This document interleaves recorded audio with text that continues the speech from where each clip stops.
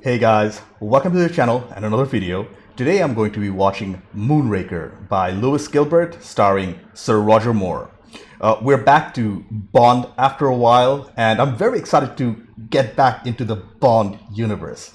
The last film was The Spy Who Loved Me, and at the end of it, it said that the next one would be For Your Eyes Only. But as soon as I posted that video, there were dozens of comments about how the next one is actually Moonraker. Apparently, Star Wars released a couple of years before, I think 77, and they wanted to capitalize on this whole space craze that was going on around that time. So they made this one first and then For Your Eyes Only. That's fine for me, as Moonraker has Lewis Gilbert back in the director's seat. He's a very experienced Bond director, and I hear John Barry is back for the score too. I consider Barry the best composer for Bond movies I've seen so far, which is great too. About Moonraker itself, from the comments of the previous video, it was pointed out that the film involves space, and I'm assuming some crazy or outlandish space scenes. I can't believe how far they're taking it. James Bond in space. I have to remind you that he doesn't have any space training. I think he's in the Navy as a commander, so we'll see how that plays out. I don't know how well this film aged, as I haven't heard so much about it over the years compared to other Bond films like Goldfinger, On Her Majesty's Secret Service, The Spy Who Loved Me, or License to Kill. Was it even considered too crazy for that time period? I guess we'll have to watch it for ourselves to find out. But before we get into it, to help support the channel, I have a Patreon page for full-length reviews and reactions to this movie and over 150 movies, TV shows, early access, and weekly polls for what to watch next. You'll need your own copy to watch along. The link's in the description below, by the way. Please consider being a patron. Please subscribe to the channel. It really helps the channel grow if you just click that bell icon for instant notifications. Do check out my other videos. Like if you liked this video, dislike it if you didn't. By the way, what's up with the whole canceling the dislike button? I'm not a big fan of that. I've always encouraged people to dislike my videos if they don't like it, and that gives me feedback to improve them in the future. I don't know. With all that being said, let's get started. Moonraker, Gilbert, Moore. Let's go. So classic. A space shuttle, and I'm guessing this is a cold open. Oh, the space shuttle is called Moonraker. Interesting. We should pass over the English coast 15 minutes ahead of time, sir. Oh no, they have infiltrators on board. The hell is that? Shuttle ignition. Dude, that's crazy.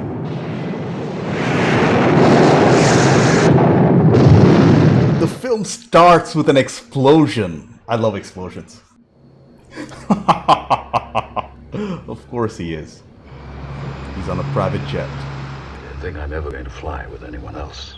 You're so right, Mr. Bond. Oh. Look at the interior of the private jet. It looks so 70s. Dude, this is impressive. This is real stunt work.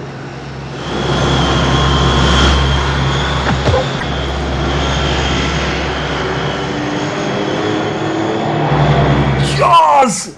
Jaws is back! I knew, the comment said he'll be back at some point, but I didn't know he was back in the next freaking film. Oh, I love Jaws. They're doing a really good job in hiding the stuntman's face. Okay. The pilot is dead. And Jaws. I don't know how Jaws relates to this particular story. Has he been following Bond since the last time we saw him? Oh! Don't kill him off!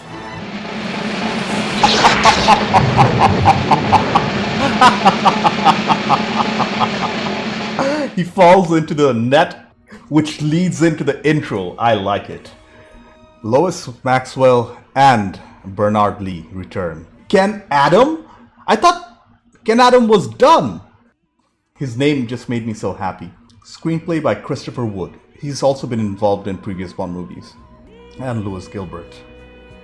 And by this time, Bond is a major franchise because it's been almost 20 years since the franchise started by now. Good morning, Moneypenny. James, but why are you so late? I fell out of an airplane without a parachute. I love how Moneypenny just laughs it off. Look at this.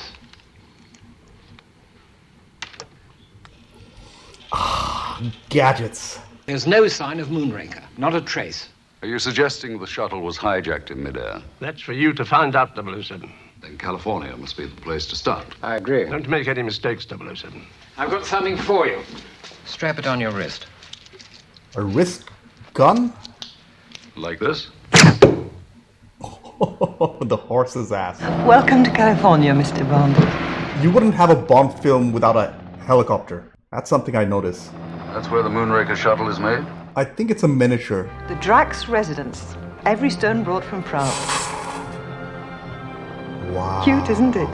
Magnificent. Look there.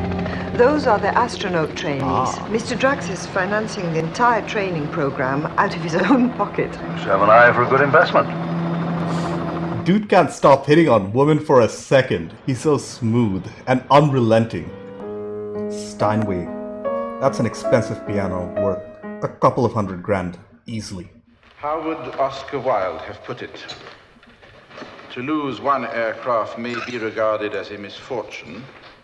To lose two seems like carelessness. Why don't I believe him?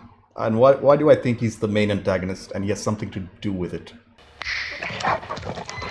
And that thing with the dogs, it shows that he's a control freak. Miss Dufour will escort you to Dr. Goodhead, who will show you round. Thank you for being so cooperative. Look after Mr. Bond. See that some harm comes to him. See that some harm comes to him, not see that no harm comes to him. Call on me if you need anything. I love the sets. Ken Adam, dude, you're amazing. I'm looking for Dr. Goodhead. You just found her. Holly Goodhead. Holly Goodhead? Holy Goodhead? Oh. The tradition of naming Bond girls. Oh, man. How fast does it go? 3 G's is equivalent to takeoff pressure. Most people will pass out at 7. This is what we call a chicken switch. The moment the pressure gets too much for you, release the button and the power's cut off. And one thing I love about Bond films is that they're an international affair. Yeah, I wouldn't want to be in that centrifuge machine, man.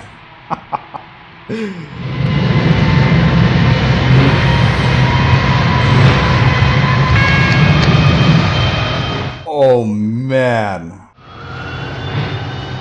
I love this prop, by the way. I don't know whether it's a real centrifuge machine or not, but it definitely is convincing.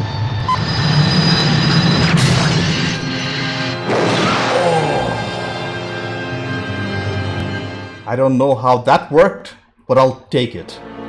I don't know what could have happened. Something must have gone wrong with the controls. And that man just suspiciously walks away while looking at him. Could it be more obvious?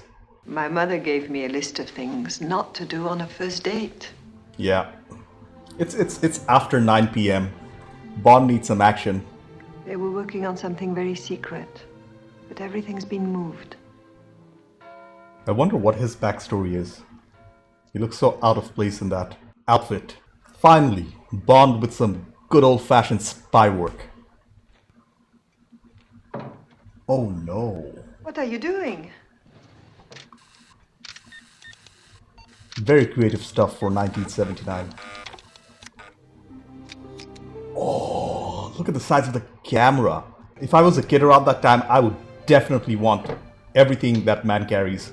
Take care of yourself. And you?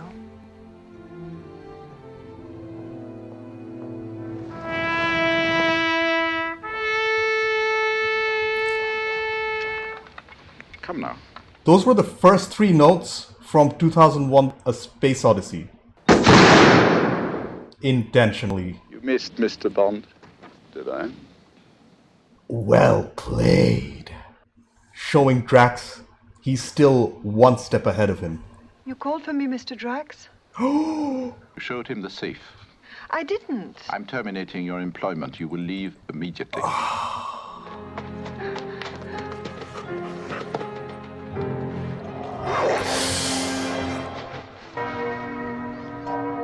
What a horrible way to go, getting mauled by dogs. Could I interest you in something? Well, I'm tempted to say yes immediately. But I think maybe I'd better have a look around. If it ever came on the market, it would certainly fetch a price in excess of $1 million American dollars.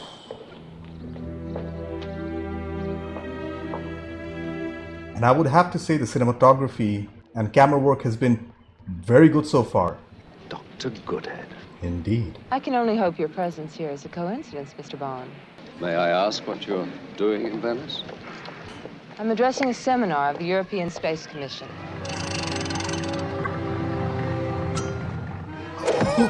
Oh, poor Franco! And of course that boat converts into a speedboat. My parents were in Venice just a year before the pandemic. They had a great time.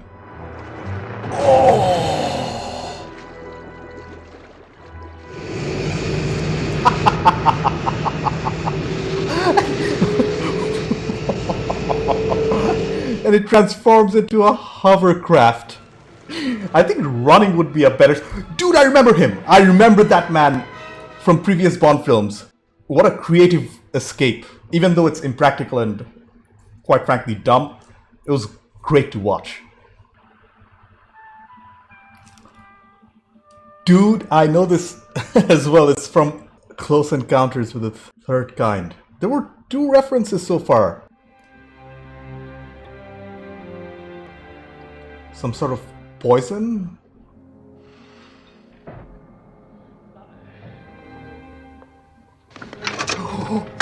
Oh no! It is a nerve agent. Huh, the rats are fine. They can somehow poison humans, but not animals. Interesting.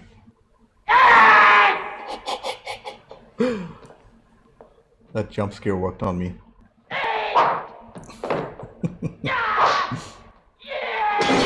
Dude, these are antiques, don't break them. Dude, that was from the 1500s or 1600s. And it's gone. The whole museum is destroyed.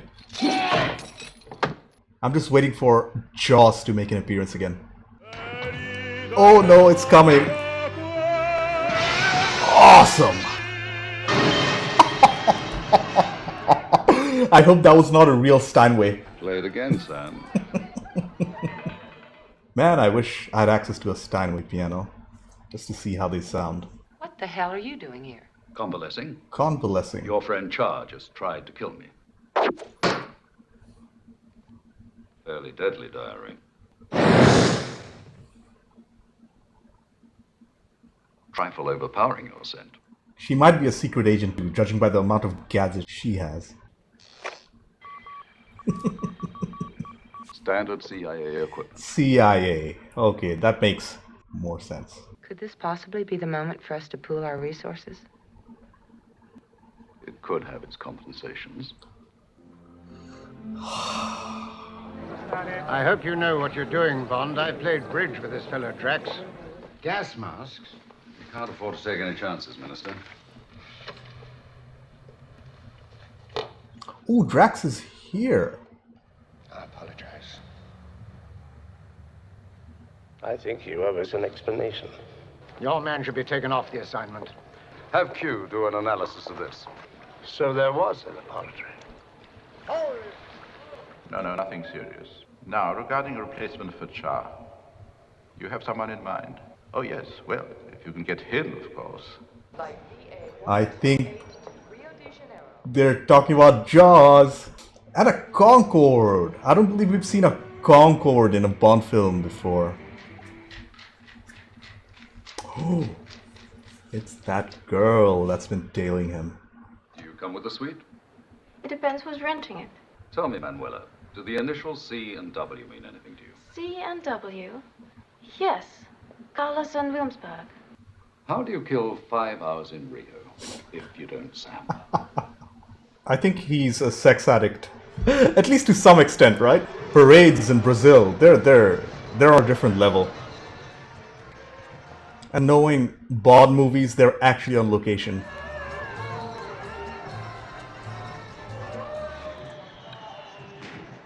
It's Jaws. I don't know, I don't hate him anymore. I find him amusing and crazy. That's so disturbing, but I'm laughing.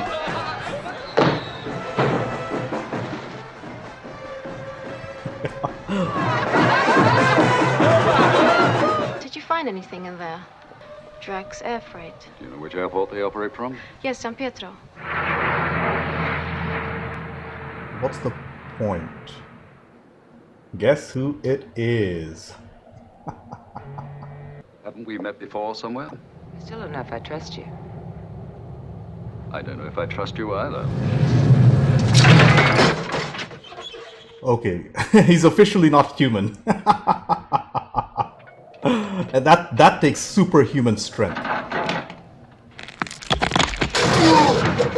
Do you know him? Not socially. His name's Jaws. He kills people. Good to see you, Mr. Bond. Yes, good to see you too.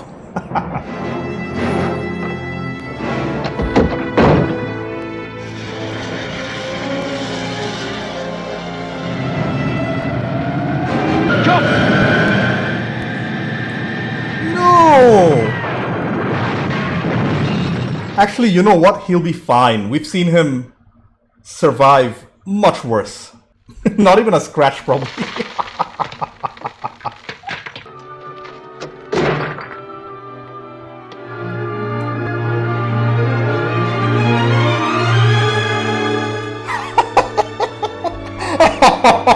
They're introducing a female love interest for Jaws? Mind blown. I never thought the character would take a turn like this when I first saw him.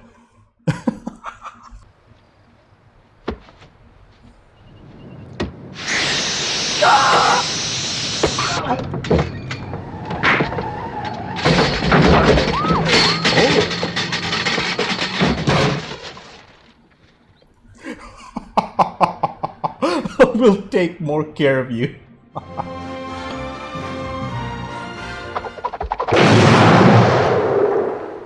Good.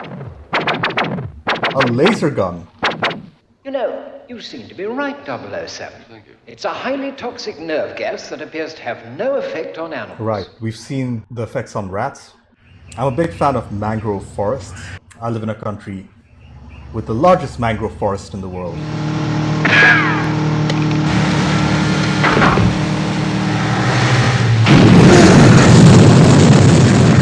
That's a real explosion. And Jaws is back. Wow, look at the camera work. Oh! Lewis Gilbert has been doing a very good job with the direction so far. But I have to say the pacing of this movie is not quite there. Oh! Nope. He's on a hand glider.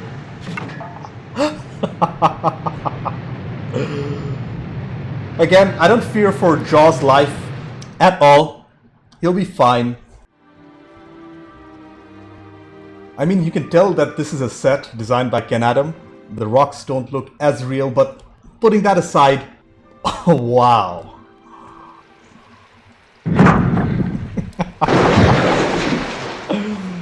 No sharks this time. Dude, that's actually a stuntman with a real snake.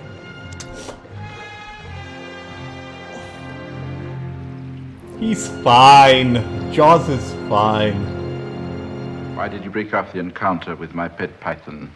I discovered he had a crush on me. Jaws. Wow. Another amazing set by Ken Adam. What exactly are you up to here, Drax? Moonraker launch program. Now commencing.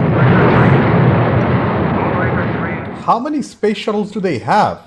You delivered a shuttle to the US government. Then you hijacked it. Why? Good question, Bond. Because I needed it. James! Oh, that's the trap. Mr. Bond, Dr. Goodhead, I bid you farewell. 9, 7, straight on. Oh, the pyrotechnic work in this scene is mighty impressive. Now I'm thinking they're going to try and make it onto a spacecraft. Oh man, James Bond is going to space. It's been alluded to in an earlier film, but he didn't go to space before.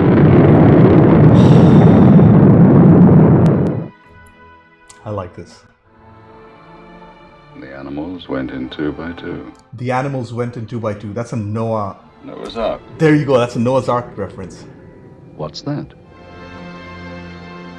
Holy crap!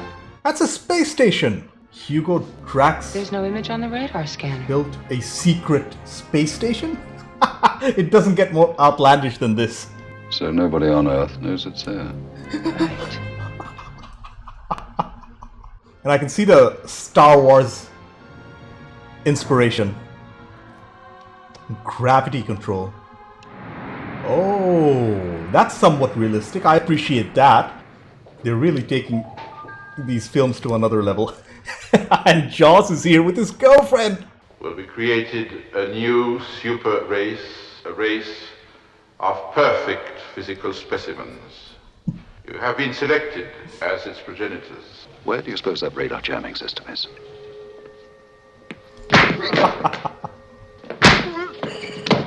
Switched off? Permanently. Now we can be spotted from Earth. Oh, that was the cloaking device. So Earth can now finally see and probably communicate with space station. Launch globe number 1. Guess who's here? The immeasurable disappointment in Bond's face. But he has to try. Wait. There's steel down there? We're coming up to second launch position. Launch globe number 2. That's another one. 50 globes, each releasing its nerve gas over a designated area, each capable of killing 100 million people. U.S. spacecraft on course to intercept us, sir. Activate laser. Activate laser. That's the sort of stuff I like to hear from Bond villains. Leaving you on your flying stud farm, conceiving your new master race. If you like, yes. And of course, anyone not measuring up to your standards of physical perfection will be exterminated. Certainly. Oh? Jaws is too tall and the girlfriend is too short. Oh man, is Jaws going to turn against Drax? Because of love? Jaws, you obey me! What a character shift. What a 180. Expel them! You don't tell Jaws what to do. He's not even a henchman at this point. He's his own man. Yes! Hold them!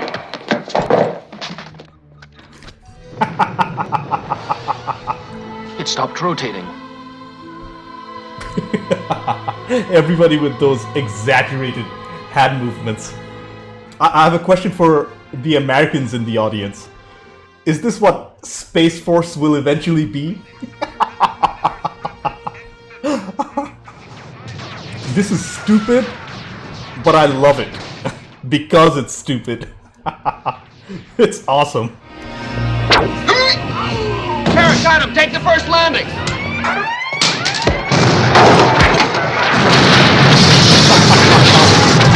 Oh man, they're destroying Ken Adams' set. Desolated Mr. Bond. All right. Heartbroken, Mr. Drax. Take a giant step for mankind. Oh, we got a good one-liner. Oh, he's dead. Where's Drax? Oh, he had to fly. That was a good one too. But the 3 that have gone, they'll kill millions. Those 3 must be destroyed. Right. 300 million lives are at risk. Oh, look at the destruction. Docking release system's jammed. Oh no. Jaws is looking for Mrs. Jaws. Oh, there she is. But I hope they don't die.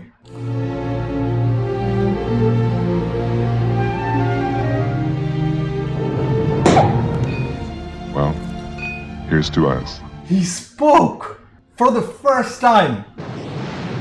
We can't disengage. The docking release system is jammed. Can you help us?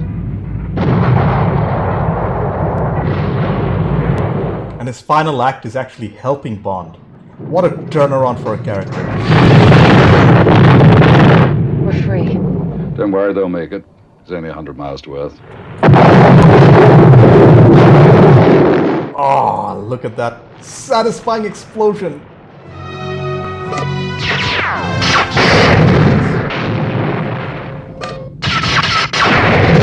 Her being a trained astronaut at least makes this scene plausible. We'll break up at 200,000 feet. Just a few seconds more. Oh no!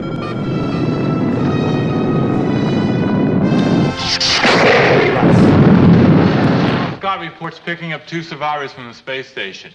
A tall man and a short blonde woman. Right. Jaws is alive! Confirm your position. Just like almost every other Bond film except on Her Majesty's Secret Service. Awkward. My God, what's Bond doing? I think he's attempting re-entry.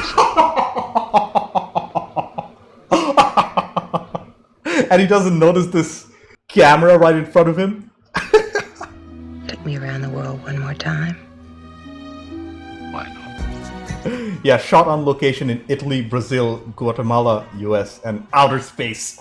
And we know the next one is For Your Eyes Only. Can't wait. Okay, I took some time to collect my thoughts. First off, that was a fun Bond film. It had far more humor than I expected, but I suspect a lot of the humor was unintentional since it stemmed from the crazy, outlandish plot. It was ludicrous to say the least. Lewis Gilbert took Bond to new heights in this one, literally.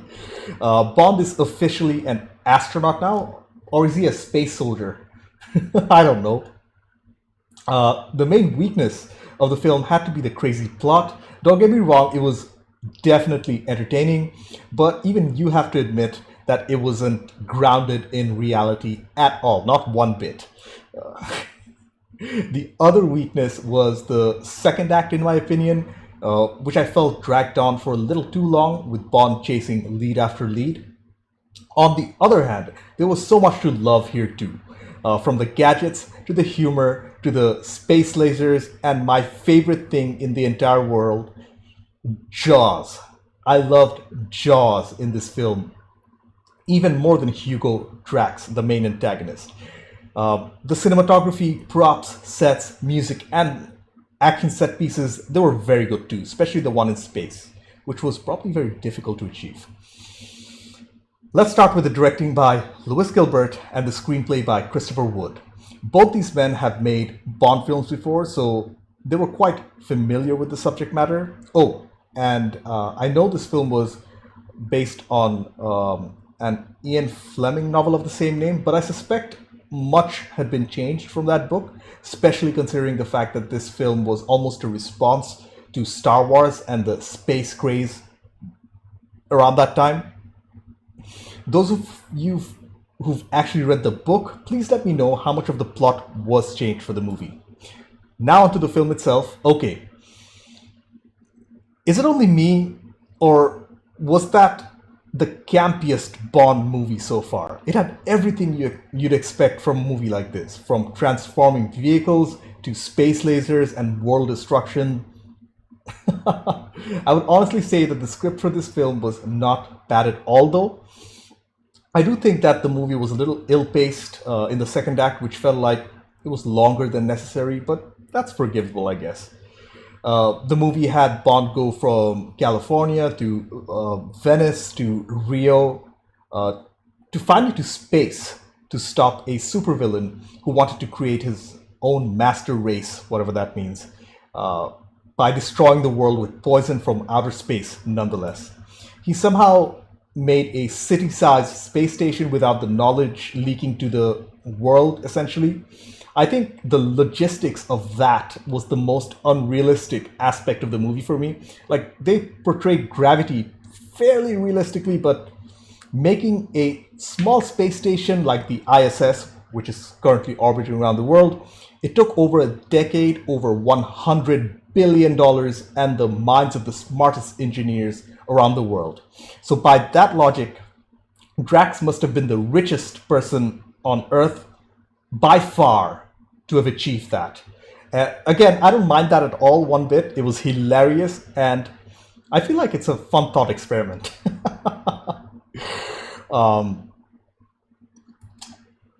The budget of this movie was significantly higher than the previous Bond films. At least that's what I felt. It was quite evident, honestly, the amount of money spent on the practical and rudimentary special effects like the lasers and the sets and props for the movie. There were quite a few homages to other sci-fi films released around that time, including Kubrick's 2001 and Spielberg's Close Encounters, which I watched on the channel. Please check it out. Those were surprises I did not see coming, but I really did appreciate them. Moving on to Bond himself, he was played excellently by Roger Moore. It's his role now, and I feel like he's grown into it very well. One observation I had to make was the fact that even compared to Connery, he was hitting on every single woman he laid his eyes on. On one hand, I feel like he's an addict who desperately needs therapy. On the other, I appreciate the fact that he's being portrayed as an unapologetic womanizer. Although it's a product of its era, fundamentally, it is true to his character and who he is, so no complaints there. The two antagonists of the film were Drax and Jaws. Although Drax was the main villain, he was easily outshined by the fantastic Richard Kiel as Jaws. By the end, Lewis Gilbert had me cheering for that man. They actually introduced a girlfriend for him, man. He was great. I don't think he was human at all. He was clearly more than that. And I'm glad that he survived at the end. I don't know whether he'll be back, but I do hope so. Even if he isn't back, I want to imagine him marrying that tiny woman and making average-sized babies. Jaws is just awesome. There are no two ways about it. The movie ended predictably with Bond stopping Drax, destroying the most expensive thing ever made by man, that city-sized space station, and sleeping with Dr. Goodhead in full view of the authorities, like the awesome, shameless addict that he is. Moving on to the cinematography and the camera work, which I thought were a clear improvement over the previous movies. I could tell that the budget was increased and it showed through the lens. The shot compositions were better. The landscape shots of the Amazon, they were impressive. And the use of light in the space scenes, they were very good too. The editing was fine, except for the pacing in the second act, which I mentioned earlier, I felt was too long. I think the film could have been cut down by 15 or 20 minutes, especially in the scenes where Bond goes from location to location looking for the next lead.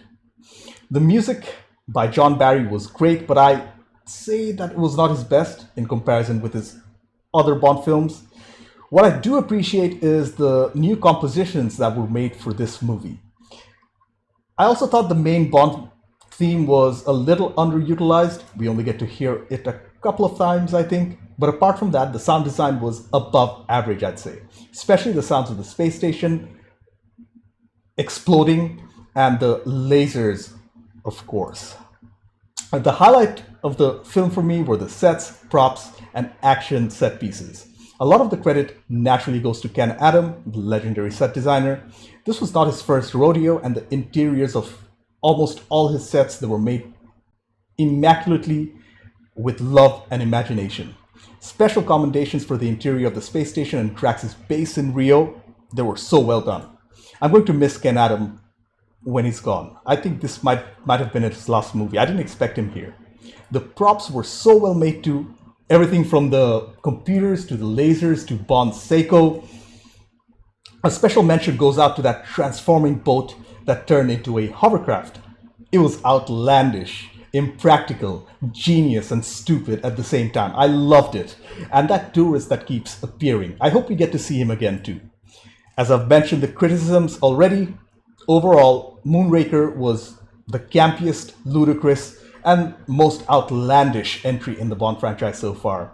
And although it has its weaknesses, I honestly felt the movie was better off for it. The film takes Bond to new heights, and even villains in space are not safe from him. It was really, really enjoyable, especially the unintended humor, the gadgets, the sets, the explosion, Roger Moore's portrayal, and most importantly, the return of Jaws. I cannot wait for the next one. For your eyes only. Anyways, thank you for watching. I have a Patreon page. Consider being a patron. Subscribe to the channel. Click that bell icon for instant notifications. Do check out my other videos. Like if you liked this video. Dislike it if you didn't. I will see you on the next one. Bye.